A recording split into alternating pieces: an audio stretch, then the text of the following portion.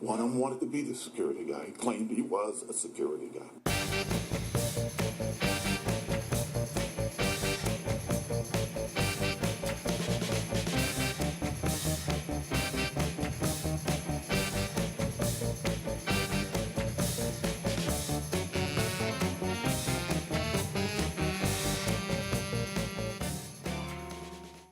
Welcome to Security Guy Radio. What's your name?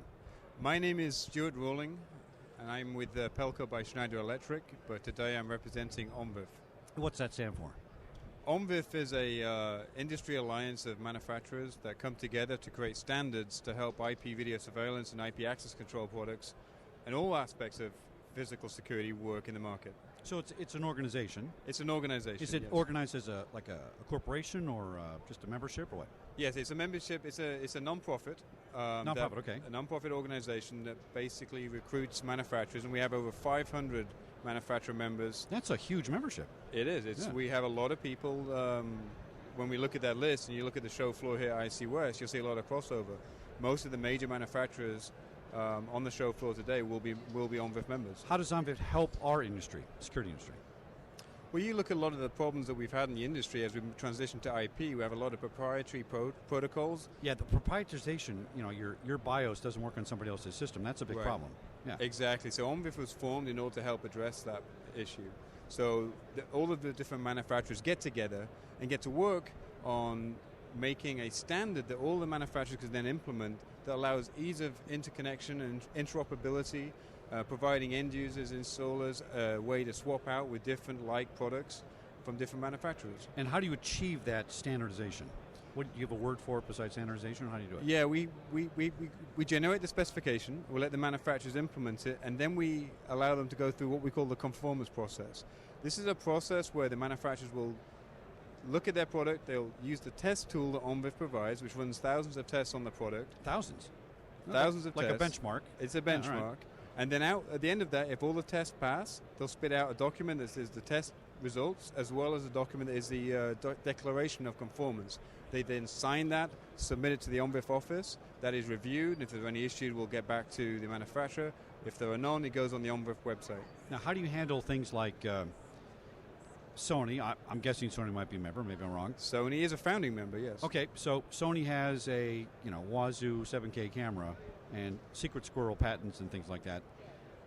They're just bringing them up to a standard, but they're not sharing technology with competitors, I guess. No, I mean, if you're looking at how their image pipeline works in the hardware or how their IOP works, whatever it is, yeah, that is not something you expose on the network as an API. So what they do expose is how do I get the video from point A to point B, and that's the thing that we can actually work on standardizing. Oh, interesting. All right. So what if I take ONVIF and stick it on my business card and I'm not really an ONVIF member? What do you guys do about it? Well, if you're not an ONVIF member and you put it in your business card, then and we find out about it, we will be in contact.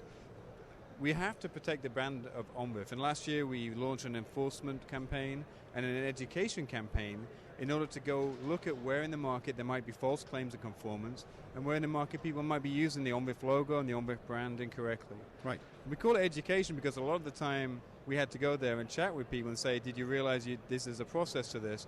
And by doing so, we actually increased our membership and we got more conformant products launched. So they may not have been malicious about it. They just may have thought, right, it's an industry standard, why can't we use it? Yeah. And they just went down that process. Once we brought them in and had that conversation with them, then they understand it better and they follow the guidelines. So you're going to create a profile.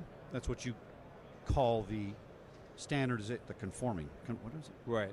So we have a core specification, which is right. a technical document, but then we create profiles in order to make the understanding, the concept of what a section of that specification is. The standards are split into what we call profiles, and these are basically feature sets that cover a specific use case. For example, our first profile, Profile S, was aimed at the connectivity of network video and audio, pan-tilt zoom controls, authentication, the core necessities in a video management system.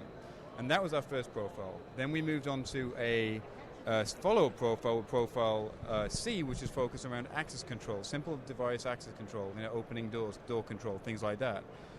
Then the third profile that we released last year was Profile G, and that was about storage and content management, everything you need to do to be able to store and retrieve video from a VMS or onboard storage and cameras. Now, do you have to buy into this to want to do the standardization? Here's my deal. When I was at Fox and Disney, I was a buyer, right? Mm-hmm. So I bought all these access control systems and all these camera systems, and some, like, I can't remember the name of it, and some used HID cards, right? Right. Generic, and then some are proprietary. And if I didn't have their BIOS and their proprietary stuff and their software, I couldn't work any other systems with mine. Right. So your organization attempts to make standards for those things so everybody works together, Right. and that benefits the group as a whole. Yes, and there is no, if you're buying a product that has ONVIF conformance, we don't encourage our manufacturers to make that a differentiator. It's the whole purpose of everybody having the same thing. The manufacturers that participate in the standards development or are members, they do contribute financially.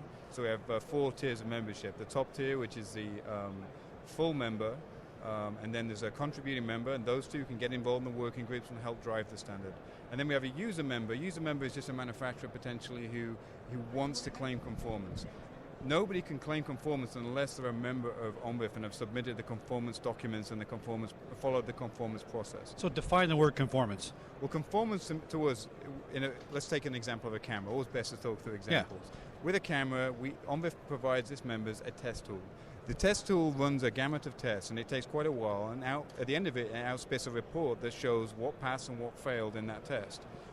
The manufacturers then work through an iterative process and resolve any bugs just like they would everything else, and when they get to the end, they end up with a declaration of conformance that they can then send, and it gets reviewed by the ONVIF office, and then the ONVIF office will list it on their website. And the website is the only place that you should, that's the holy grail. That's where you go to make sure that a manufacturer who claims conformance actually has passed the test. Right, well that's interesting. And 500 members seems like a lot to me. We've been growing fast, yeah. I mean, if you look at the show floor at ISC West here, you're walking around, there's lots of ONVIF logos and member placards and everything. All the major players in the industry are part of ONVIF. So, I'm speaking to some integrators. Right. And there's an organization of integrators that has a similar, consortium of people, and they get together to set standards. And it benefits me as a buyer because I can pick up the phone and I can get an integrator anywhere in the country in any state, right? Right. And with your organization, I can see if who I'm using in my studio is on that list and using the right stuff. Because when you do these big construction projects, and if you're a buyer of this, when you know what's going on, and the construction guy comes in and says, oh yeah, this is the best camera, this works great, and it turns out it's out of a cereal box and you get ripped off, right? This really sounds like this is setting a standard that I can rely on. Now, if somebody tries to say their conformance is there, and it falls below or it's not, how do you guys keep track of, how do you police that? To make sure they're not pulling a fast one on you. Right, and then we have, in the last year, we actually launched an education and enforcement campaign. And when we went out, and we've been monitoring the internet, looking out there for who's making claims of conformance who aren't a member, who haven't even followed the conformance Are they doing process. that? We have found people doing that. That's amazing. Well, it's free society, that's what you get. A lot of it's about education, though. A lot of it, people don't actually realize that they need to follow this process. And they can download, our specifications are available publicly on the internet. It's a conformance process, it's a member process. Oh, so some people might say they're in conformance, not trying to rip anybody off, but they're just not getting it. And they have to belong to your organization for that to pass, yeah. So when we've gone back to them and we've had that conversation, they've joined and they've followed the process, and it's actually been very positive. And so that's one of the things that we're doing, a lot more outreach and a lot more education to try and make sure people are aware exactly the benefits. The thing that we have to be careful of is if we don't police that and we don't protect that, then the ONVIF kind of brand and that level of conformity is at risk. So we do take it very seriously. Yeah, you should. And we want the benefits that we're offering will not be there if we end up letting this kind of go organically and everybody can claim it. So I worked at Disney, right? Right. Mickey Mouse, the most recognized icon in the world still to this day. Yes. Somebody puts on a Mickey Mouse suit in front of a Hollywood theater, they're down there taking care of it. They protect the brand. Right. And that goes to the integrity and quality. Right. So what's a Profile Q? Profile Q is the newest profile that we're launching in probably about the June timeframe. Right now we're in the review process, so we published the spec back in December to our manufacturers. We've got some manufacturers now doing prototypes. We've got some prototypes at the booth here today. This came from about a year ago. We did an exercise when we were really looking about, okay, how is ONVIF being received in the market? What are the system integrators saying? What are the consultants saying? What are the end users saying when they're using ONVIF products? the thing that we found was that once they were running, they were great, but we found quite a discrepancy in how easy it was between manufacturer and manufacturer to get the things set up in the first place. Some manufacturers had to check the box, turn ONVIF on, and some manufacturers didn't. There was some variance there. So what we decided to do was to make a new profile that basically addresses the setup stage. This is covering all types of devices. This covers a video camera, a VMS device, access control device, anything in the future. It's all about that setup stage. IP addresses, authentication, security. Security is really big now. The Internet of Things, the way everything's getting connected, going back to the baby monitor story, making sure we have that. It's more dangerous than ever in a way. It is, and it's going to get worse. Right. So we have to get ahead of the game until we put our advanced security configuration or advanced security protocols into the profile queue. And that covers a baseline for all types of devices that you get connected. So you will be able to use it to set up all ONVIF profile queue devices on the network. So you test that, and why is this recently released client test tool so important? We've been developing the test tool since 2010 to be more comprehensive and to cover more use cases. When we first released it, we had a good idea what we wanted it to be, but as we go out there in the market and these things get deployed, we recognize we maybe need to be tighter here, we maybe need to be tighter there, because the specifications sometimes can be interpreted incorrectly. Yeah. And unless we're testing for that, we don't catch it. Now, by the way, do you retest? So once I get certified, yes, and I belong to your group, and I stick my camera in my end user, and technology advances, maybe that standard now is not the gold standard anymore because technology's advanced. Do we go back and recertify it at that original passing level, or do we try to upgrade it, or how do you? The profiles are a milestone in time. The profiles makes sense based on the technology. Based on the technology. So once you pass conformance to a profile, the profile doesn't change. Okay. But you will have additional profiles, and that's why we've added Q with the security. New cameras, new technology, new profile. All right. So as we go to H265 and 4K, and we go into bigger access control implementations, there's going to be new tests and new profiles that actually address those situations. So what type of people belong to your group? Oh, we have, the camera, access control. Cameras, access control. We have founding members, Access, Sony, and Bosch. We have PELCO, obviously, who I represent. Yeah. We have Hikvision. We have Dahua. On the booth, we've got Bosch and D-Link and Avigilon and OnCam Grandi. So if you're on the net with your device, you could be a member, basically. Pretty much. If the majority of the industry is a part of ONVIF and has conformant products. Today we've got 4,400 plus products listed on the website. 4,400? Yes. Wow. They're all passing your standard. Right, and now that doesn't represent the total number of devices either, because the way that the conformance process can work is you can submit a conformance document for a family of cameras as long as they have essentially the same function. If there's maybe a different lens or something like that, it doesn't affect the impact. It doesn't impact the software or how the API works. You might have a conformance document that lists 5 cameras. I know that's certainly how PELCO has it. We list a lot of cameras. Let's say I'm a local installer. I got a small family business. I can't afford to belong to these organizations, don't have the time for it. But I can go to your site, and I know that if I'm selecting this product from these manufacturers, I have the top-of-the-line stuff. That's a benefit to everybody. It is, and there is a lower user level that we specifically created for the system integrator, end-user consultants, and media. Good, so they can belong at a lower level. And they can belong at that lower level. That's a $500 membership charge, and they get access for a year. Well, that's very reasonable. And they get access to the test tool, so that if they ever have any issues, they can go back and run the test tool, and then they can report if they have any issues. And ONVIF takes reports. We're going to be putting a form on our website soon that allows people to make report issues, so ONVIF can help work with the manufacturer to get these things resolved. What's a developer's plug fest? That's an intriguing name. Yes, the plug fests we do 2 a year, and these are where the manufacturers come together and work as a team to make sure that what we're implementing in each other's software back ends is actually working. So like plugging leaks, so to speak. Exactly. Oh, interesting. Yeah. All right. So it's a really good event. I know the developers and the engineers that go, they always report very positive things. They always find issues, and by doing that and having the industry work together, which, by the way, I go back to 10 years ago, this type of activity would have almost been unheard of. Now, when you see manufacturers who are competing against each other, getting in a room and solving industry problems, it's only going to benefit the installers, integrators, dealers, and end users. As a member, if I have the latest widget, right, and I got a patent and I don't want anybody to know what it's about, how do we get around that in the organization? I'm not going to share the nuts and bolts of the technology, but am I going to be hesitant to want to participate if I'm in competition with you directly. I imagine people are in competition, right? Yeah, I mean, we're in open competition. That's one of the rules of membership, is that we acknowledge which that builds fact. the best product. That's capitalism for you. All for it. All right. Exactly. So we are in open competition, but at the same time, any standards organization is working on the core groups of features, right? So what that means to us is that we can still be in competition and have differentiated features. I know in the last 2 weeks we've had hundreds of submissions for new products. As they come in. We've been getting lots of new products, and that's because at the ISC West show, a lot of people that's true, are launching new products. The thing is, every single one of those companies will have some differentiator in the product, but that core competency of streaming video, audio, access control, whatever that core piece is, that's still going to be there. Now, if you look at I'll just talk about my own product because I know what that is.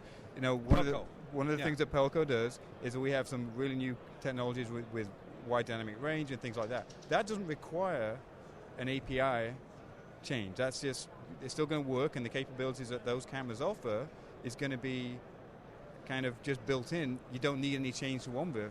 And then when we go to the Plugfest, it will still just work. And when we come to a show, when you install it in a site, it will still just work with ONVIF. What are you doing about terrorism, cyber terrorism, and internet terrorism? Right. I mean, that's what I worry the most about. Yeah. I'm not worried about the guy in the mall blowing me up. I have a solution for that I carry around in my pocket, right?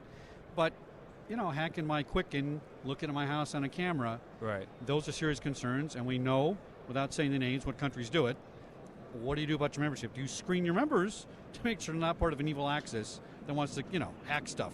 Most of the people that are members are well-known organizations, big established and companies. organizations, right? So we don't really have any particular concerns about that. So if a guy from Iraq wheels in a cart of analog cameras and says he wants to join, you're getting a little suspicious and check him out. We'd probably want to have a look at that. All right, but good. We're an open organization. We do accept membership applications from all sorts of people. But for that problem hasn't come up.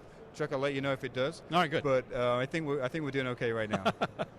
How can we learn more about ONVIF?